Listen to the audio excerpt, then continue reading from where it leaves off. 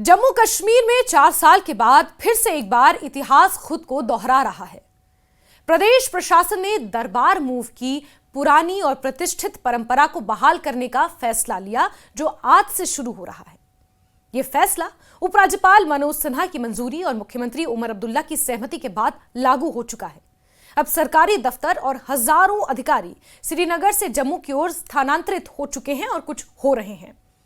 अगले 6 महीनों तक उमर सरकार की बैठकों और प्रशासनिक कार्यों का संचालन जम्मू से ही किया जाएगा। यह परंपरा सांस्कृतिक, भौगोलिक और प्रशासनिक दृष्टि से जम्मू कश्मीर की पहचान बन चुकी है, जिसकी पुनर्स्थापना को लोग ऐतिहासिक निर्णय के रूप में देख रहे हैं। दरबार मूव की जड़ें 19वीं शताब्दी में हैं। इसकी शुरुआत 1872 में डोगरा शासक महाराजा गुलाब सिंह ने की थी। उस समय कश्मीर में भीषण ठंड और जम्मू में तपती गर्मी के चलते शासन व्यवस्था को निरंतर बनाए रखना कठिन हो जाता था।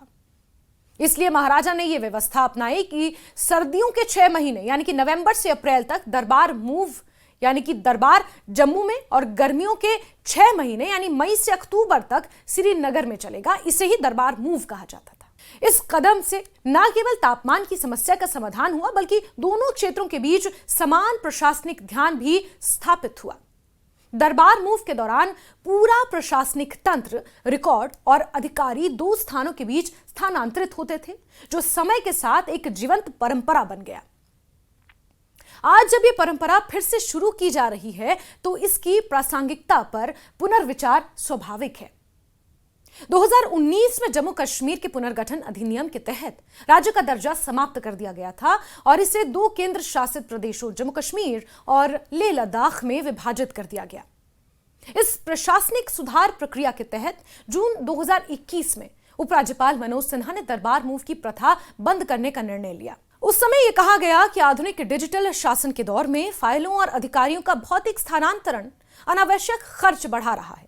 सरकारी आंकड़ों के अनुसार हर साल इस प्रक्रिया पर लगभग 200 करोड़ रुपए का अतिरिक्त खर्च आता था। हालांकि दरबार मूव को समाप्त करने का निर्णय प्रशासनिक दृष्टि से तर्कसंगत माना गया, पर इसका असर जम्मू की अर्थव्यवस्था पर गहरा पड़ा। दरबार मूव के दौरान जब कश्मीर से लगभग 3000 सरकारी कर्मचारी 6 महीनों के लिए जम्मू आते थे, तो स्थानीय बाजारों में रौनक लौट आती थी। होटल, परिवहन, किराए के मकान, छोटे कारोबारी वर्ग को इससे इनडायरेक्टली इकोनॉमिक फायदा होता था। यानी कि जम्मू की इकोनॉमी को काफी ज्यादा सपोर्ट इन 6 महीनों में मिलती थी। इस प्रक्रिया के रुक जाने के बाद हजारों परिवारों की आय पर असर पड़ा, क्योंकि उनकी आजीविका दरबार मूव से जुड़ी थी। अब जब यह परंपरा दोबारा शुरू की जा रही है, तो कारोबारियों और नागरिकों में नई उम्मीदें जागी हैं। हर कोई इसका स्वागत कर रहा है। जम्मू शहर को दुल्हन की तरह सजाया जा रहा है। उद्योग मंडलों और व्यावसायिक संगठनों ने इस निर्णय का स्वागत किया। Jammu chamber of commerce and industries का कहना है कि दरबार मूव से शहर की आर्थिक गतिविधियों को बड़ा प्रोत्साहन मिलेगा। उनका मानना है कि यह केवल एक प्रशासनिक कदम नहीं, बल्कि जम्मू और कश्मीर के बीच आर्थिक संतुलन कायम रखने का माध्यम भी है। इसके साथ साथ होटल उद्योग, टैक्सी सेवाएं, स्थानीय व्यापारी और सेवा प्रदाता क्षेत्र भी जीवंत हो जाएंगे। सरकार ने इस प्रक्रिया को सुचारू रूप से संपन्न करने के लिए सुरक्षा और यातायात व्यवस्था की व्यापक समीक्षा भी की है।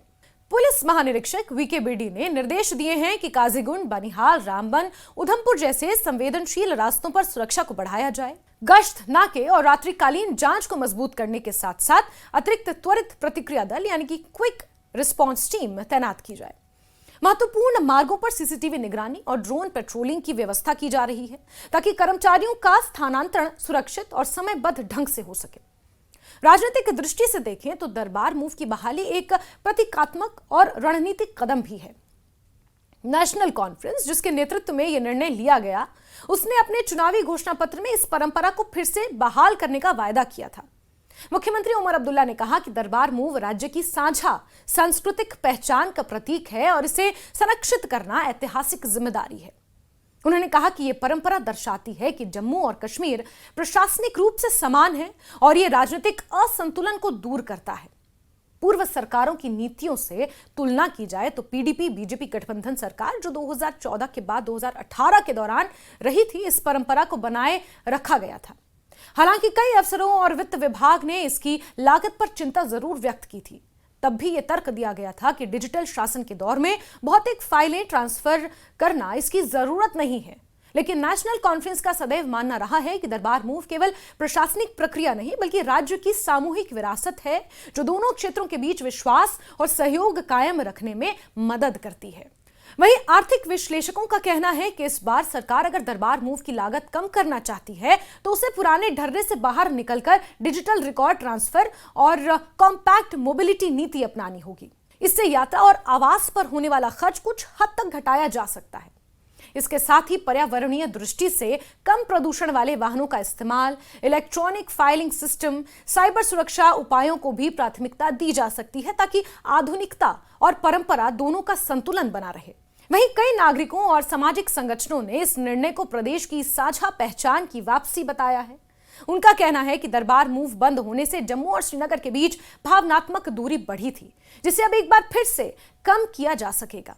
जम्मू के बाजारों में सक्रिय व्यापारी संघों का कहना है कि यह निर्णय न केवल उनकी आजीविका बहाल करेगा बल्कि सांस्कृतिक एकता की भावना को भी मजबूत करेगा। दरबार मूव की बहाली को लेकर हालांकि मतभेद अभी भी बरकरार है, खासतौर पर जो आर्थिक बोझ पड़ता है उसको लेकर। कुछ प्रशासनिक विशेषज्ञों का मानना है कि यह कमजोर बुनियादी ढांचे वाले पहाड़ी मार्गों पर अतिरिक्त दबाव डालेगा और इससे यात्रा सुरक्षा की चुनौतियां भी बढ़ सकती हैं।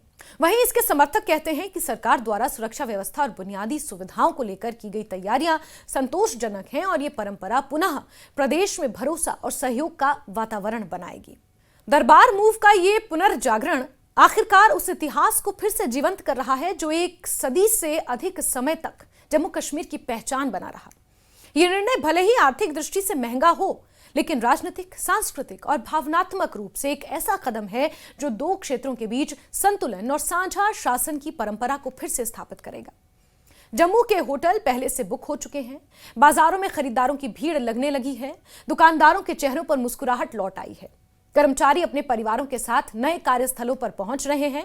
एक बार फिर से वो ऐतिहासिक दृश्य देखने को मिल रहा है जब हाड़ कंपा देने वाली ठंड में सरकारी काफिला जम्मू की ओर रवाना होता था। हाड़ कंपा देने वाली ठंड यानी कि चिल्लई कलान। ये परंपरा सिर्फ दरबार स्थानांतरण नहीं बल्कि एक सांस्कृतिक यात्रा है जिसने जम्मू कश्मीर को एक सूत्र में पिरो रखा है। दरबार मूव की परंपरा के फिर से शुरू होने से जम्मू को कई स्तरों पर जबरदस्त फायदा हो रहा है। सबसे बड़ा लाभ जम्मू की स्थानीय अर्थव्यवस्था को होगा और विशेषज्ञों और व्यापारिक संगठनों के अनुसार श्रीनगर से करीब 3000 के आसपास सरकारी कर्मचारी 6 महीने के लिए जम्मू आएंगे और इससे कहीं ना कहीं जम्मू की इकोनॉमी को बहुत ज्यादा फायदा होगा। इसका सीधा असर hotel, restaurant, lodge, guest house, किराना दुकान, कपड़ों की दुकानें, परिवहन सेवाओं और कई अन्य व्यापारों पर पड़ेगा, जिससे जम्मू के लोग अब कहीं ना कहीं खुश हैं। तो दरबार मूव केवल आर्थिक लाभ तक सीमित नहीं बल्कि इससे सांस्कृतिक और सामाजिक स्तर पर भी जम्मू को मजबूती मिलती है। इस दौरान दोनों क्षेत्रों के लोगों में आपसी मेलजोल, व्यापारिक संपर्क और प्रशासनिक सहयोग भी बढ़ता है, जिससे सामाजिक तानाबाना सुदृढ़ रहता है। कोरोना के लंबे ब्रेक और दरबार मूव के बंद हो जाने से जो सामाजिक सांस्कृतिक खालीपन आ गया था, अब वो कम हो सकेगा, ऐसी उम्मीद है।